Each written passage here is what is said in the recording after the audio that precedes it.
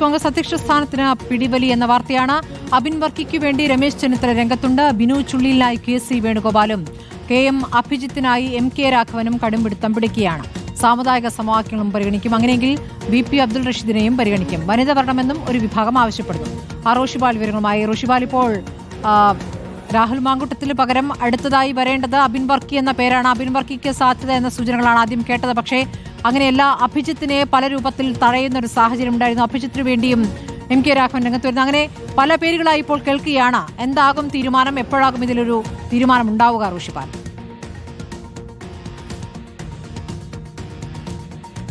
സ്മൃതി, youth കോൺഗ്രസിന്റെ സംസ്ഥാന അധ്യക്ഷനെ കണ്ടെത്താനുള്ള ചർച്ചകൾ കോൺഗ്രസിനകത്ത് ഇപ്പോഴും സജീവമാണ്. ഒറ്റപ്പേരിലേക്ക് എത്താൻ കഴിഞ്ഞിട്ടില്ല. നേരത്തെ ആദ്യഘട്ടം മുതൽ തന്നെ അബിൻ വർക്കി യൂത്ത് കോൺഗ്രസിന്റെ സംസ്ഥാന ഉപാധ്യക്ഷന് ചുമതല നൽകണമെന്ന അഭിപ്രായമായിരുന്നു കൂടുതൽ നേതാക്കൾക്കുള്ളത്. പക്ഷേ സാമുദായിക സമവാക്യം ഉൾപ്പെടെ പരിഗണിച്ച അബിൻ വർക്കി വേണ്ട എന്ന് ചില നേതാക്കൾ അഭിപ്രായമുയർത്തി. അതിനുശേഷമാണ് മറ്റു ചില യൂത്ത് കോൺഗ്രസ് നേതാക്കളുടെ പേരുകൾ പോലും ഇപ്പോൾ പരിഗണിക്കുന്നത്. അതിലൊന്ന് യൂത്ത് കോൺഗ്രസിന്റെ ദേശീയ സെക്രട്ടറി ബിനു ചുള്ളിയിലാണ്. മറ്റൊന്ന് NSU ദേശീയ സെക്രട്ടറി ആയിരുന്ന KM അഭിജിത്ത്. ഒപ്പം തിരുവനന്തപുരത്തുള്ള യൂത്ത് കോൺഗ്രസിന്റെ മുൻ ദേശീയ കോർഡിനേറ്ററായി പ്രവർത്തിച്ച JS അഖിലുണ്ട്, OJ ജനീഷ് ഉണ്ട്.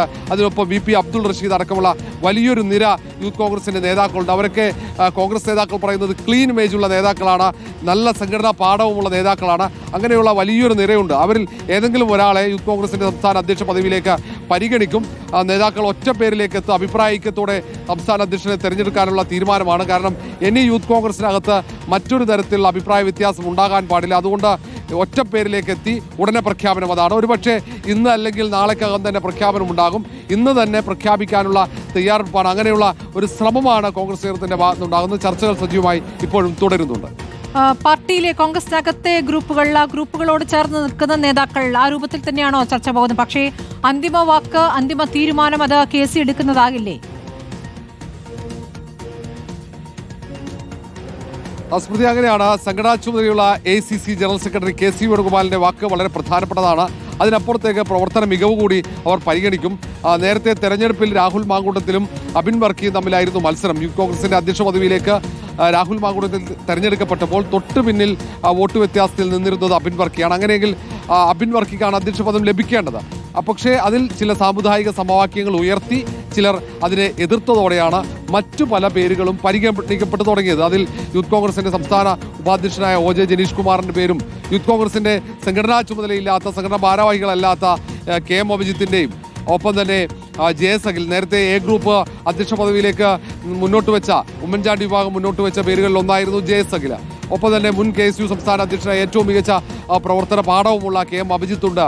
അതിനൊപ്പം തന്നെ ഇപ്പോൾ യൂത്ത് കോൺഗ്രസിന്റെ ദേശീയ സെക്രട്ടറിയായി തെരഞ്ഞെടുക്കപ്പെട്ട ബിനു ചുള്ളിയിലും VP അബ്ദുൾ റഷീദ്, നേരത്തെ തളിപ്പറമ്പിൽ MV ഗോവിന്ദനെതിരെ മത്സരിച്ച നേരിയ വ്യത്യാസത്തിൽ പരാജയപ്പെട്ടതാണ് VP അബ്ദുൾ റഷീദ്. അതിനൊപ്പം തന്നെ വനിതാ നേതാക്കളെ പരിഗണിക്കണമെന്ന അഭിപ്രായം പാർട്ടിക്കകത്ത് ശക്തമാണ്.